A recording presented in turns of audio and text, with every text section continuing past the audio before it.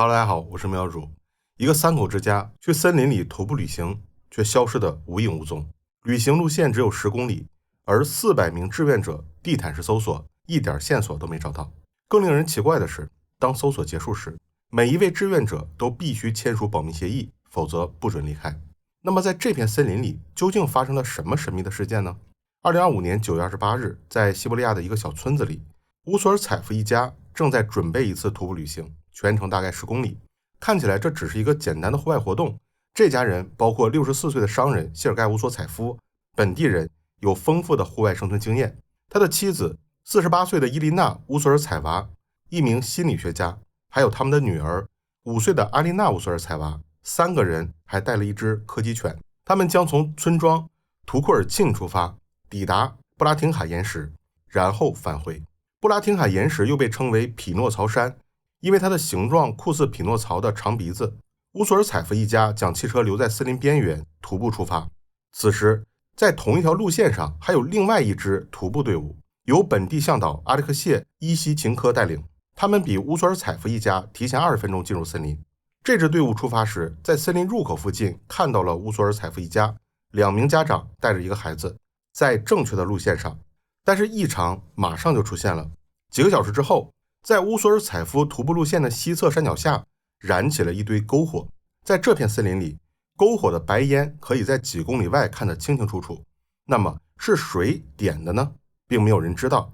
紧接着，走在前面的徒步队伍返程，没有遇见乌索尔采夫一家。但是有徒步者在前往伊万诺夫卡营地的路上，反而遇到了乌索尔采夫一家。这个营地的位置与布拉廷卡岩石的方向完全相反。这家人的特征非常明显，2位家长带着一个5岁的小女孩，还有条柯基犬，是很难认错的。那么乌索尔采夫一家为什么会出现在这条路线上呢？所以有2支徒步队伍都声称见到了乌索尔采夫一家，而且是在不同的徒步路线上。那么是乌索尔采夫一家在森林里迷路了，还是其中的一个乌索尔采夫是假的呢？紧接着更加奇怪的事情发生了。晚上22点30分，乌索尔采夫的手机信号突然出现在图库尔沁7公里以外的公路上。这里不是森林，也不是山谷，而是在公路上。手机信号是如何突然出现又突然消失的呢？是乌索尔采夫本人拿着手机吗？9月28日当天，这家人就失去了联系，当晚没有返回图库尔沁。第二天，乌索尔采夫的儿子发现了这个情况，但他没有采取任何动作，而是等到了第3天才向当地警方报案。报警当天9月30日，警方在森林入口处找到了乌索尔采夫一家的汽车，确认这一家人已经失踪了。10月1日，搜索行动正式开始，主要搜索范围以布拉廷卡岩石为中心，半径5公里展开。在伊万诺夫卡营地和手机信号出现的位置也同时展开了搜索。志愿者中，除了专业的搜索人员，还有熟悉附近地形的猎人和向导加入。搜索人员在高峰时超过了400人。最初几天，志愿者在搜索犬、热成像仪的协助下进行地面搜索，没有任何结果。于是搜索行动升级，加入直升机进行空中搜索，用回声探测仪扫描附近的河流底部，搜索范围也逐渐扩大。志愿者对这次行动非常有信心，他们认为不可能找不到失踪者。搜索行动只会出现2种结果，第一种是找到了这家人还活着，第二种也是找到了这家人，不过已经遇难了。但万万没想到，出现了不可能的第3种情况，这家人彻底失踪了。衣服、背包、血迹什么都没有发现，柯基犬也没有找到。那么这一家人是怎么在森林里不留下踪迹的呢？在乌索尔采夫一家失踪之前，布拉廷卡岩石一带也发生过其他的神秘失踪事件。上一次影响比较大的失踪事件发生在2019年，弗拉基米尔·沙季金与朋友在附近徒步时突然失踪。当时也发生了奇怪的事，因为沙季金和朋友没有返回车上，战友们立刻发现了异常情况，于是开信号枪引导他们。沙蒂金和朋友也随身携带猎枪，却没有开枪回应他的战友。搜索行动几乎是立刻展开的，但也没有找到他们。与这一次乌索尔采夫一家失踪案非常相似的是，没有发现背包、衣服或者血迹，什么线索都没有。而且更诡异的是，他们也出现在相反的北方。失踪事件发生在8月28日，而2个星期以后9月11日，沙地金却突然从森林里跑出来，出现在阿尔嘎扎村附近。有5名当地渔民同时看到了他。当沙地金向他们求助时，身后森林里却出现了一声枪响。沙地金认为那是朋友在寻找他，于是又折返回森林，从此再也没有出现过。这些神秘的失踪事件，有人怀疑是遇到了附近的狼群袭击。搜索人员也确实发现在徒步路线上存在狼群，但是没有找到任何失踪人员的遗物。如果他们是被野狼吃掉了，那需要一只像恐龙那么大的野狼才能一口吞掉而不留血迹，否则猎犬会循着血迹的气味找到它们。遇到这种大型野兽的概率几乎为0。那失踪如果是人为的呢？在回溯乌索尔采夫一家失踪的过程时，有一个疑点，他们是在9月28日失联的。他们的儿子丹尼尔·巴塔洛夫为什么没有及时报警呢？而是一直等到失联的第3天才报警。有人怀疑这其中存在隐情，这要从乌索尔采夫家族的复杂关系说起。谢尔盖·乌索尔采夫第一任妻子柳德米勒·特普利赫和2人的长子乌特维·乌索尔采夫目前生活在美国。伊琳娜·乌索尔采娃是第2任妻子，阿丽娜·乌索尔采娃是谢尔盖与伊琳娜所生。丹尼尔·巴塔洛夫是伊琳娜上一次婚姻所生，他并不是谢尔盖·乌索采夫亲生的，他是继子。不过丹尼尔与乌索采夫一家生活在一起。谢尔盖·乌索尔采夫是当地一家涂料工厂的老板，生意还覆盖其他领域，是当地著名的富商。他的财产丹尼尔却没有继承权。按照俄罗斯的法律，如果乌索尔采夫没有遗嘱的情况下意外去世，他的财产会被分为3份，他在美国长子1份，现任妻子1份，小女儿1份。不过如果丹尼尔的亲生母亲在继父后面去世了，那么他就可以通过继承母亲的财产来继承到父亲的财产，也就是代位继承，获得母亲该拿的那1份。但是现在的情况是，乌索尔采夫一家的小女儿也同时失踪了，那么理论上来说，竞争者又少了一个，他就可以再多得到一部分财产。当然，这一切要等到法院宣布乌索尔采夫一家死亡后，他才能申请。法院宣布失踪公民去世的期限理论上是搜索行动开始的6个月之后。目前有律师推测，丹尼尔可能要等到明年10月份才能申请遗产继承。根据谢尔盖律师的消息，谢尔盖·乌索采夫认为自己还年轻，所以他还没有立下遗嘱，也就是说现在满足了丹尼尔继承财产的所有条件。从目前的搜索进度来看，乌索尔采夫一家失踪后，森林里一丁点线索都没留下，不能不让人怀疑这是有预谋的失踪事件。所以乌索尔采夫一家失踪案最大的受益者可能就是这位继子丹尼尔。他不但延迟了报警，而且就在失踪事件发生的1个月后，2025年10月31日，俄罗斯的万圣节这天，丹尼尔在酒吧里连续喝了14个小时的酒庆祝节日，舆论纷纷质疑，即使他的亲生母亲失踪了，也完全看不到他有任何难过，这不奇怪吗？当然，乌索尔采夫一家失踪案除了谋杀，还有另一种解释，那就是这家人是主动失踪的，目的是逃往美国。这也是为什么本案会立刻引起全俄罗斯的关注，因为乌索尔采夫的身份太特殊了。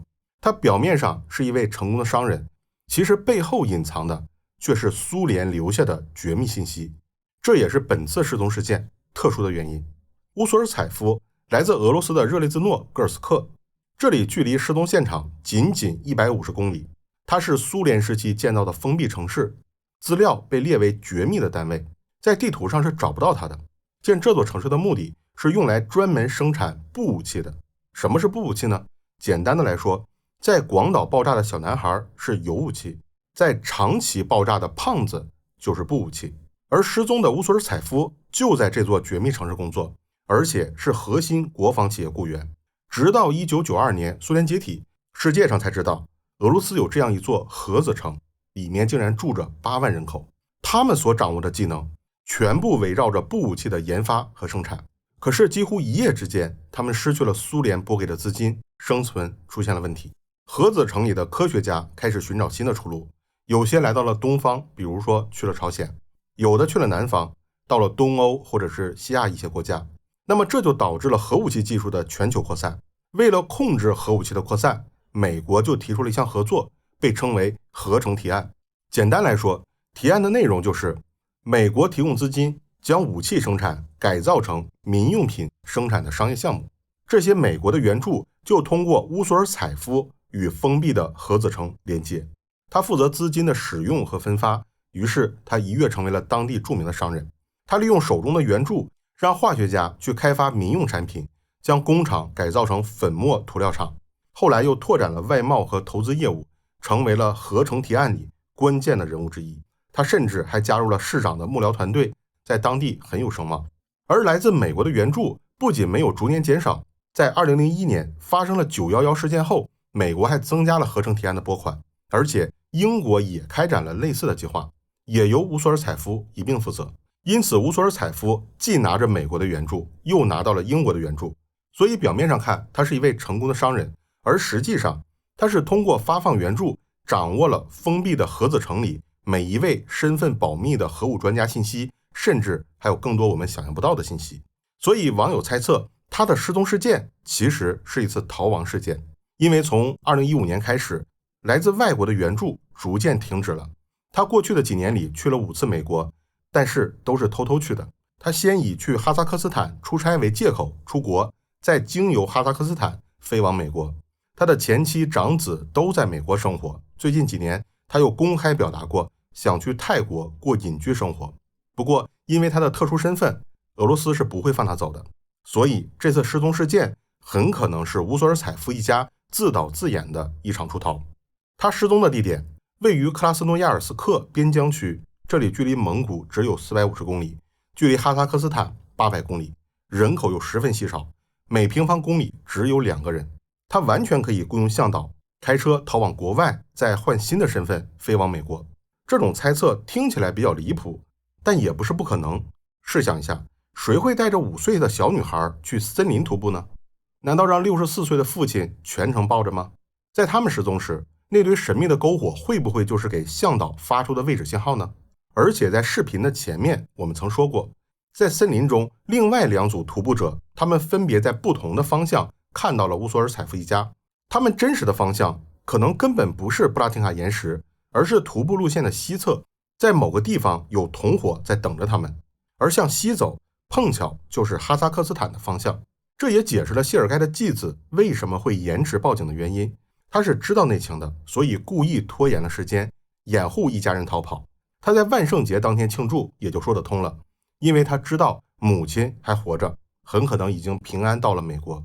只要乌索尔采夫一家不再以真实身份出现，法庭就会宣布这一家已经死亡，那么丹尼尔就可以申请得到继父和母亲留下的财产，还不受到任何良心的谴责。逃亡的版本只是许多猜测中的一种。现场的志愿者怎么说呢？